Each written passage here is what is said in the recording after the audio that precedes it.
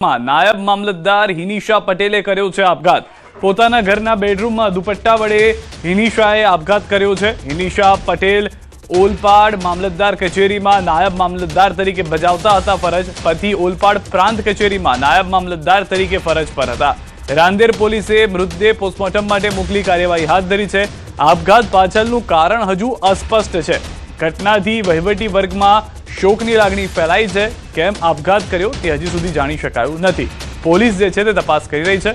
વધુ માહિતી ન્યૂઝ 18 સંવાદદાતા કીર્તેશ પાસેથી મેળવીશું। કીર્તેશ, શું છે સમગ્ર ઘટના? હાલમાં શું જાણકારી છે આપઘાત કેસમાં?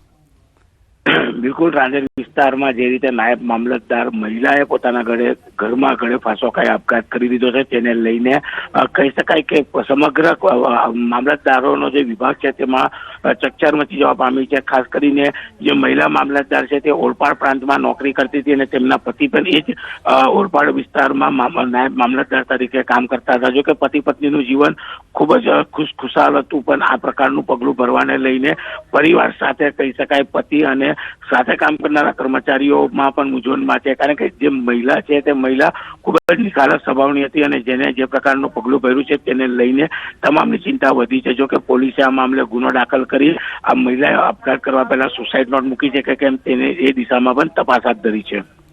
જી આભાર કીર્તેશ સમગ્ર માહિતી બદલ। તો હાલમાં આપઘાત પાછળનું કારણ અસ્પષ્ટ છે। પોલીસ તે દિશામાં સૌથી પહેલા તો તપાસ કરી રહી છે, કારણ કે બેડરૂમમાં દુપટ્ટા વડે ફાંસો ખાઈને આપઘાત કર્યો હોવાની પ્રાથમિક જાણકારી પ્રાપ્ત થઈ છે।